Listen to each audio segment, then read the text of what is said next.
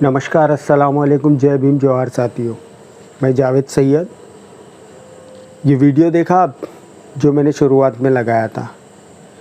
ये कोई स्टंट नहीं कर रही है, ये महिलाएं कोई खेल नहीं दिखा रही है, ये महिलाएं हिम्मत वाली है ऐसा नहीं दिखा रही है।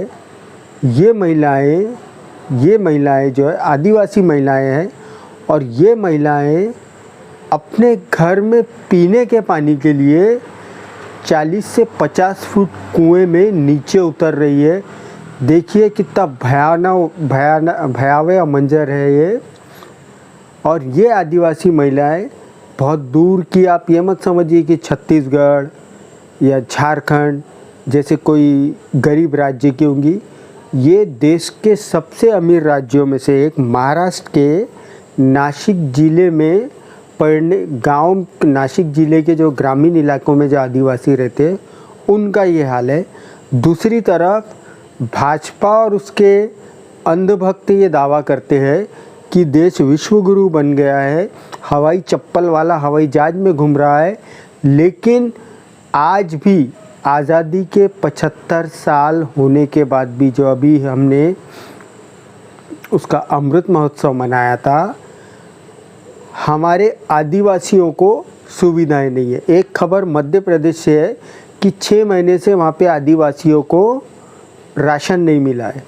अब आप कहेंगे कि मैं आदिवासियों के लिए बात क्यों कर रहा हूँ। साथियों, जैसा कि हम जानते हैं शहरों में रहते हैं तो आदिवासियों के हाल गांव में जो रहते हैं उनके बहुत विकट हाल है, बहुत बुरे हाल होते हैं आदिवासियों को। उन्हें भी एक प्रकार से जातिवादी प्रताड़ना को झेलना पड़ता है। हमने खुद कुछ ऐसे लोगों से मिले हैं जो जातिवादी प्रताड़ना को झेल कर, जिनकी जातिवाद के कारण पिटाई हुई है क्योंकि वो ऊंची जाति वालियों के बस्ती में चले गए थे। तो ये आदिवासियों के साथ होता है। और ये ऐसा होता है कि इनके पुरुषों को एक सोची समझी मानसिकता के तहत आरएसएस, वीएचपी, बजरंग दल, इनके जो थिंक टैंक है, इनकी सोची समझी मानसिकता के तहत इनके पुरुषों को शराब से लगाया जाता है।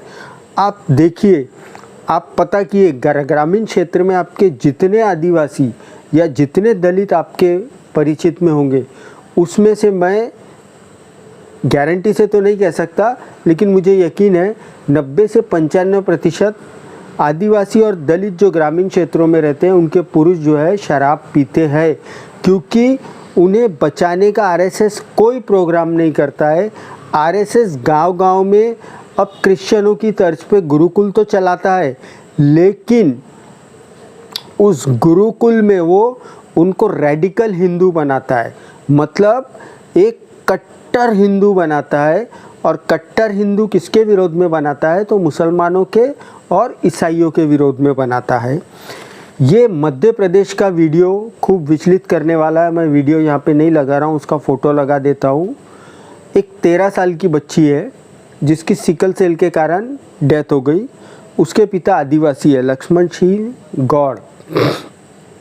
तो जब उन्होंने सरकारी अस्पताल में सरकारी एम्बुलेंस की मांग की कि उन्हें घर तक पहुंचाने के लिए एम्बुलेंस दी जाए, तो एम्बुलेंस वाले ने कहा कि हमारे सरकारी नियम के हिसाब से हम केवल 15 किलोमीटर के दायरे में आपको छोड़ सकते हैं, आपका घर जो कि 70 किलोमीटर में आता है हम नहीं छोड़ सकते।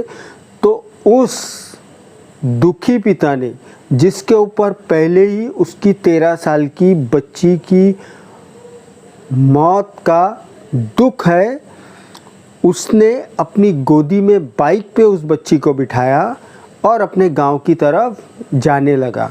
रास्ते में किसी जागरूक नागरिक ने ये देखा है कि शव को बाइक पे ले जाया जा रहा है, उनसे बात की और उसने वहाँ की कलेक्टर को इन्फॉर्म किया, जो कि वहाँ की कलेक्टर महोदया वंदना वैद्य है।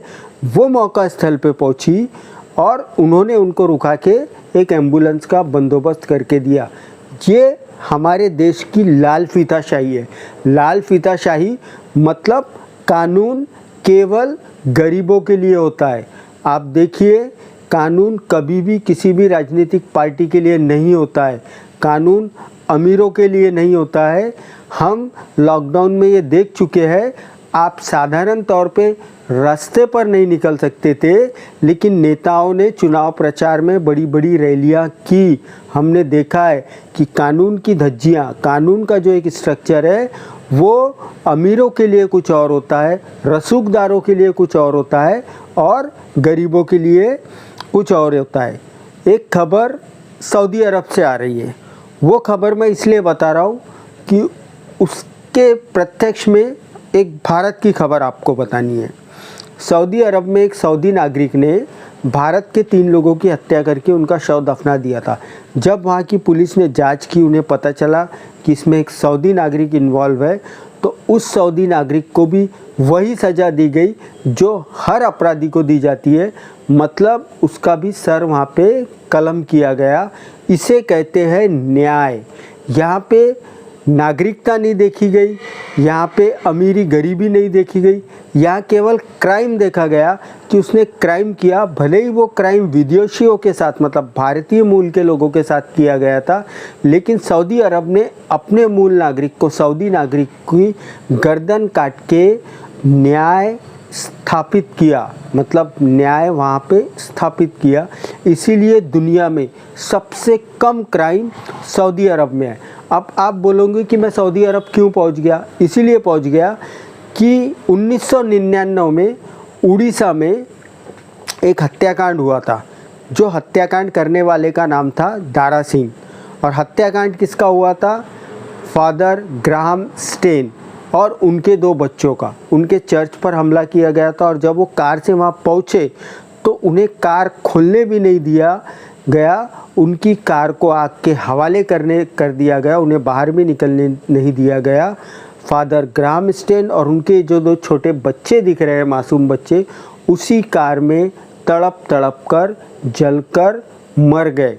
लेकिन दारा सिंह को फांसी नहीं हुई और अभी तो कुछ मीडिया में ऐसी खबरें चल रही है कि 2000 से वो जेल में था, अभी 24 साल जबकि हो चुके हैं, तो शायद उसकी भी भाजपा रिहाई करवा दे। ये हमारे देश का दोहरा चरित्र है, ये हमारे देश का सबके लिए कानून अलग अलग है।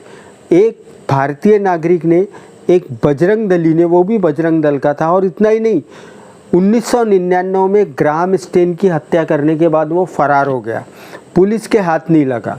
अब आप जानते हैं कि हमारे देश की पुलिस कैसी है। पुलिस बहुत अच्छी है, लेकिन राजनीतिक दबाव में उन्हें खराब बनाया जाता है, उन्हें दूषित किया जाता है।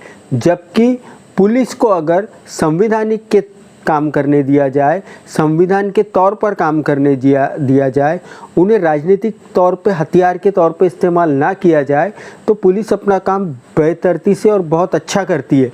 लेकिन पुलिस उसको पकड़ नहीं सकी, उसको पकड़ने में 1 साल लग गया। उस 1 साल में उड़ीसा में उसने एक और फादर की हत्या कर दी थी।